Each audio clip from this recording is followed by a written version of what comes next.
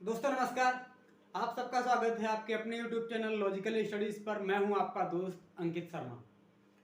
दोस्तों आज की इस वीडियो में हम बात करने वाले हैं इजराइल और फिलिस्तीन में किस बात का विवाद है, हमास क्या है, और भी बहुत सारे पॉइंट। हम बहुत सारे एस्पेक्ट्स पे बात करेंगे कि आखिर ये जो समय है ना, इस समय क्यों ये हमास का हमला हुआ, आखिर ऐसा क्या है। आज हम अंतर्राष्ट्रीय राजनीति को एक दूसरे दृष्टिकोण से देखेंगे। हम कई और चीज़ों का एनालिसिस करेंगे, तब हम एक निष्कर्ष निकालेंगे और ये निष्कर्ष मैं आप पर छोड़ूंगा, आपके विवेक पर छोड़ूंगा। मुझे उम्मीद है कि हमारी इस वीडियो को देखने के बाद आप खुद ये निष्कर्ष निकाल पाएंगे कि आखिर इजराइल का जो इन्वेजन हुआ है, जो हमला हुआ है हमास पर या फिर गाजा पट्टी पे, क्या वो सही है? क्या हमास ने जो हमला किया है क्या वो सही है? क्या जब इनपुट मिल गया था इजराइल को, मिस्र ने भी दिया था, अमेरिका ने भी इनपुट दिया था, आखिर क्यों इजराइल ने पहले अपने सिस्टम को एक्टिव नहीं किया, पहले कोई कार्रवाई क्यों नहीं की? क्या इसमें चीन का हाथ है? क्या अभी जो गाजा पट्टी पे हो रहा है वो रूस के राष्ट्रपति पुतिन की चाल है? क्या बेंजामिन नेतन्याहू ने इस पे कोई अपनी राजनीति खेली है? आखिर क्या है? आज हम सारे एस्पेक्ट्स पे बात करेंगे। चलिए तब तो कुछ पॉइंट्स पे बात करते हुए चलते हैं। सबसे पहले तो हम बात कर लेते हैं इसमें कि क्या इसमें रूस का हाथ है क्या? आप सोचेंगे, मैं आपको पॉइंट्स बताऊंगा, आप अपने उसमें अपना लॉजिक लगाएंगे कि क्या हो सकता है आखिर इसमें। चलिए आगे आके बात करते हैं। अगर हम देखेंगे तो लगभग फेब में, लगभग 22 या 23 फेब में अटैक हुआ था। किसका? रूस का। Russian attack on Ukraine, right. जब तब इसका हमला हुआ था और आज कितनी तारीख है जब मैं वीडियो रिकॉर्ड कर रहा हूं? आज है 20th ऑफ अक्टूबर 23। कितना समय हो गया है? बहुत लंबा समय हो गया है।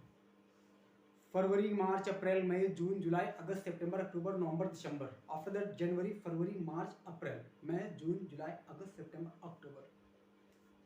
ऑलमोस्ट अगर अभी हम 4 महीने माइनस कर दें, ऑलमोस्ट 20 महीने हो गए लगभग। हम एक इतना जब लंबा समय हो गया है, आखिर क्यों रशिया को सफलता नहीं मिल रही थी यूक्रेन में? क्या रीजन थे इसके पीछे? आप खुद सोचिए। पूरा का पूरा पश्चिमी विश्व लगा हुआ था यूक्रेन की मदद करने में, राइट। इसको ऐड मिल रही थी किससे? इसको ऐड मिल रहा था वेस्टर्न वर्ल्ड से। अब जब हमला हो गया है इजराइल पे, तो पूरे के पूरे वेस्टर्न वर्ल्ड का, चाहे वो ब्रिटेन रहा हो, चाहे वो जर्मनी रहा हो, चाहे वो अमेरिका रहा हो, स्पेशली अमेरिका और स्पेशली नाटो कंट्रीज, वो नाटो कंट्रीज पूरी पूरी आ गए हैं इजराइल के साथ। इस वजह से जो वेस्टर्न वर्ल्ड था उन्होंने अपना पूरा का पूरा ध्यान, 99% हम कह सकते हैं, ध्यान हटा लिया है यूक्रेन से। अब यूक्रेन पड़ गया है अकेला।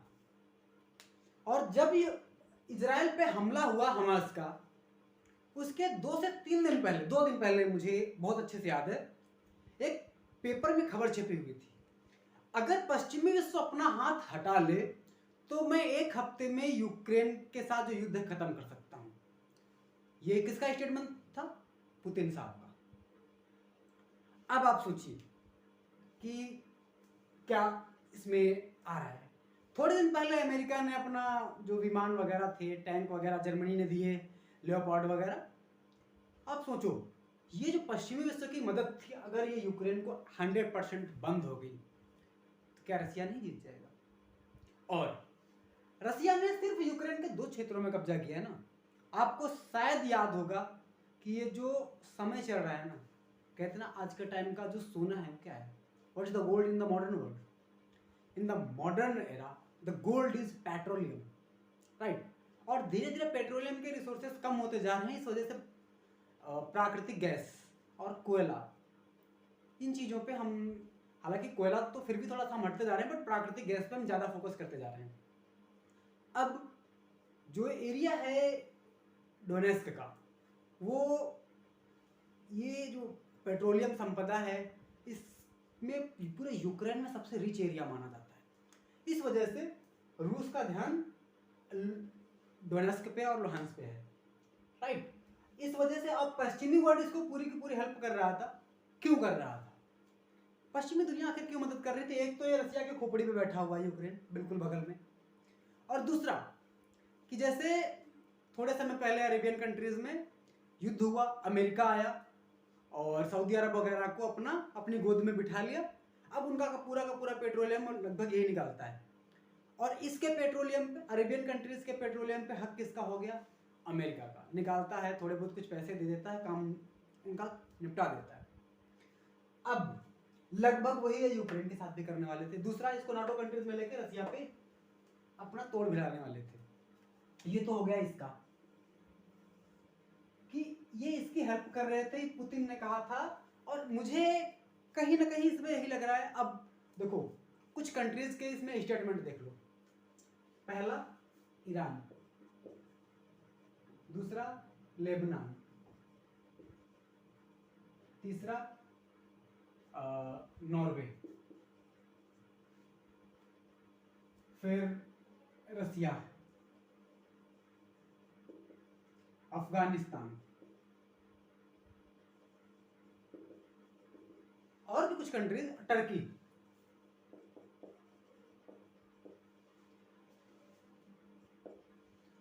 अब ये वो कंट्रीज हैं जो कह रहे हैं नहीं इजराइल ने जी भाई गलत किया। आएंगे अभी, इजराइल ने गलत किया सही किया, इस पर भी हम बात करेंगे, बहुत विस्तार पूर्वक बात करेंगे। ये वीडियो कितना भी लंबा हो जाए चलेगा लंबा। अगर आप लोग अगर वीडियो को देख रहे हैं, प्यार दे रहे हैं, प्लीज़ वीडियो को हमारे लाइक भी कर दीजिए।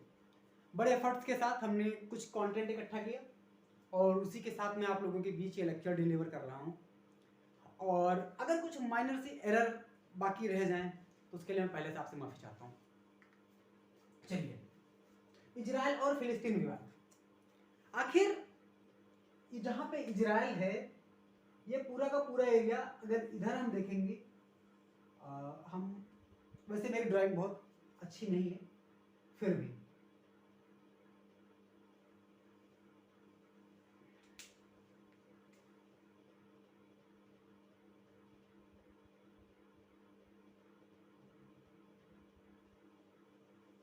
अगर मैं मैप अगर ले लूँ, मैं बहुत रफली मैप बना रहा हूँ, ठीक है। आप लोग इसको मैप के भरोसे ना चलिएगा बहुत ज़्यादा। इसको मैं मान लेता हूँ गाजा। मैं थोड़ा ठीक साफ साफ लिखता हूँ, थोड़ा सा बड़ा बना देता हूँ।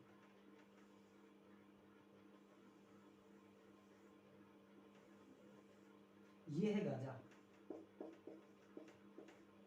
और ये मेडिटेरेनियन सी को मैं अगर थोड़ा सा और लंबा कर देता हूँ, मान लो ये मेडिटेरेनियन सी पूरा यहाँ तक है। इसी के साथ में इधर है कहीं पे मिस्र, और इधर जो इसके ऊपर वाले कंट्रीज हैं, यहाँ पे आएगा कहीं पे लेबनान, ये इधर पे आ जाएगा वेस्ट बैंक, इधर कहीं पे है यरूशलेम,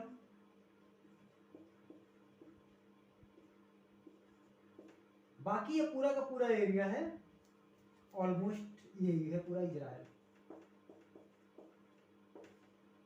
इधर पे बैठा हुआ है ईरान, यहीं पे कहीं पे सटा हुआ है इराक, बाकी फिर ये सारे ना ये हमारा जो एशिया का एरिया है ना, ईरान वगैरह का, अरेबियन बेल्ट है फिर ये पूरी इधर, राइट। अब देखो दिक्कत क्या है। पहले ये पूरा का पूरा था फिलिस्तीन, और आपने एक ना बोफोर एग्रीमेंट सुना होगा, उसके अंतर्गत अंग्रेजों ने कुल मिला के ये पूरी की पूरी देन है अंग्रेजों की। आज जो पूरा कॉन्फ्लिक्ट है उन्हीं की देन है। अब पश्चिमी दुनिया में जब झगड़ा हुआ, जो ये सेकेंड वर्ल्ड वॉर था एक्चुअली, उसमें उसके पहले हिटलर ने जो किया, वास्तव में हिटलर ने बहुत गलत किया। उसने लाखों यहूदियों को मारा। यहूदी पैसे वाले तो थे, एक बहुत सक्सेसफुल बिजनेसमैन थे और थोड़ा एंटरप्रेन्योर टाइप के लोग होते हैं, हार्ड वर्कर, टैलेंटेड, डिलीजेंट।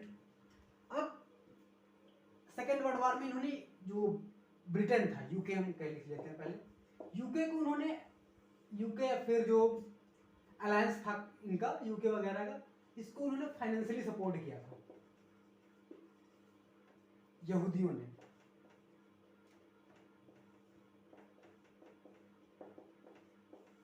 यहूदियों ने बदले में बस इनसे एक ही बात कही थी कि आप मुझे कोई देश हमारा एक दे देना जिसमें हम सारे के सारे लोग रह सकें।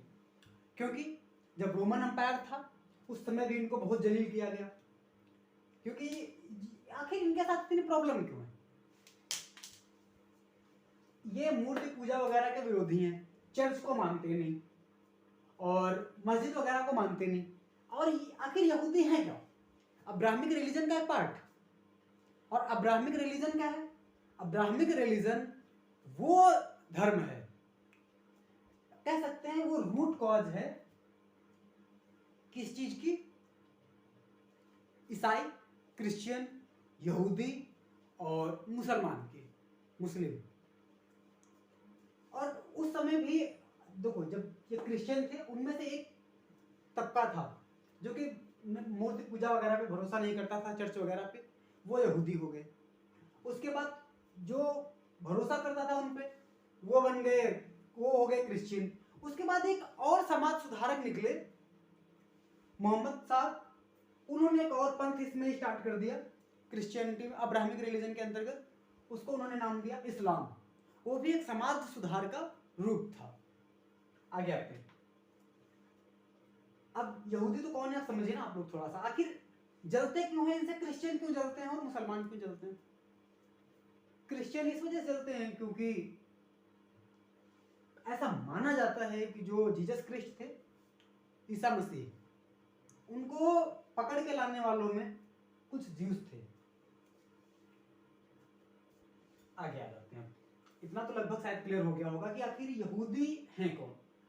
जर्मनी गए, उसके बाद जर्मनी में इन्होंने वहां के जो पारंपरिक बिजनेसमैन थे उनको हटाया इस वजह से और कहते हैं कि फर्स्ट वर्ल्ड वॉर में कहीं ना कहीं हिटलर को लग रहा था कि यहूदियों ने अंग्रेजों का साथ दिया, इस वजह से उसने इनका पूरा का पूरा जेनोसाइड किया बहुत तगड़े से। और उसी वजह से सेकेंड वर्ल्ड वॉर में इन्होंने मदद तो की जो मित्र राष्ट्र थे उनकी, लेकिन उन्होंने उनसे प्रॉमिस करवा लिया कि नहीं आप हमें एक देश दे देंगे। अब अंग्रेजों को पता था फिलिस्तीन छोड़ के तो जाएंगे। ये पूरा का पूरा एरिया था फिलिस्तीन का, गाजा पट्टी और वेस्ट बैंक सब। और द्वितीय विश्व युद्ध खत्म होने के बाद अंग्रेजों ने सम्मेलन के बाद इसका एरिया, थोड़ा सा एरिया यहूदियों को दे दिया, बाकी पूरा फिलिस्तीन के पास रहा। उसके बाद जो मुस्लिम कंट्रीज थे, अरेबियन वर्ल्ड, उनको बड़ा बुरा लगा, यार तुमने मेरे मुस्लिम भाइयों को क्यों अलग कर दिया। इस वजह से इन्होंने अटैक कर दिया इजराइल पे। क्योंकि जो यहूदी थे वो अपना अस्तित्व बचाने के लिए लड़ रहे थे, इस वजह से उन्होंने पूरे के पूरे अरेबियन वर्ल्ड को हरा के चौंका दिया। अरेबियन जो कंट्रीज थे वो भी खोपड़ी पकड़ के रह गया, हे भगवान क्या हो गया, एक छोटे से कंट्री से हम कुछ नहीं कर पाए। उसके बाद वो धीरे धीरे धीरे धीरे कब्जा करने लगा, अपना एरिया बढ़ाने लगा गाजा, ये इजराइल। और एक लंबे समय बाद कई युद्ध भी हुए। उसके बाद इन्होंने फिलिस्तीनियों को बस जो थोड़ा सा एरिया वेस्टर्न बैंक और गाजा पट्टी में सीमित कर दिया। गाजा पट्टी एक 10 किलोमीटर चौड़ी और 43 किलोमीटर लंबी एक पट्टी है। इसी में मानते हैं कि 23 लाख लोग रहते हैं और पूरा का पूरा बवाल यहीं पे हो रहा है। और ये यहाँ के लोग ये चाहते हैं कि इजराइल वहां से जाए, लेकिन थोड़ा सा शांत तरीके वाले हैं। ये कह सकते हैं रिवोल्यूशनरी हैं, क्रांतिकारी हैं, या फिर आतंकवादी हैं, कौन है इस पे हम बात करेंगे। लेकिन हमास क्या है? आखिर गाजा पट्टी में रहने वाले सारे लोग तो हमास नहीं हो सकते, राइट? तो इसी तरह से यहां पे एक ग्रुप है मिलिटेंट का, वो सशस्त्र क्रांति में विश्वास करता है और इजराइल को कहता है नहीं मैं बंदूक के दम पे भगा दूंगा। ये भी लगता है बिना पिए घूमते रहते हैं, दारू पी के। अरे भाई कैसे भगा दोगे? दुनिया के सबसे ज्यादा डेवलप्ड नेशंस में से एक है इजराइल, दुनिया भर में 18वां सबसे बड़ा फॉरेक्स रिजर्व है इजराइल के पास। तुम इसको भगा दोगे? और गाजा पट्टी वगैरह का तो कोई वही नहीं है। खैर, आज लगभग हम कुछ बेसिक चीजें इस वीडियो में समझे। और यहां पे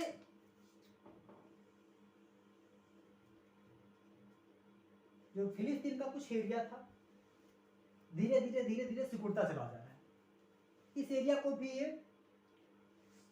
सिकोड़ते चले जा रहे हैं। अब यहाँ पे जो इसका बॉर्डर था, यहाँ की फेंसिंग वगैरह तोड़ के 5000 रॉकेट दागे इजराइल का जो सिस्टम था बॉर्डर पे, आयरन डोम तबाह हो गया, क्योंकि वो रोक नहीं पाया इन सारी चीजों को, उन्होंने हमला कर दिया। और अभी तक उसके बाद कंट्रोवर्सी चल रही है।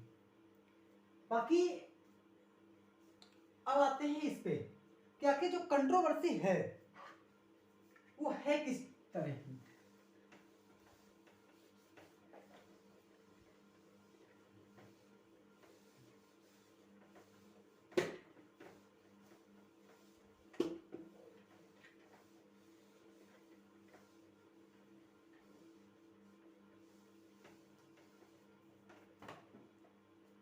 मुझे लगता है कि वीडियो लंबा हो जाएगा, इस वजह से मैं इस वीडियो को बहुत ज़्यादा लंबा नहीं करूँगा और इस वीडियो को यहीं पे ख़त्म करता हूँ।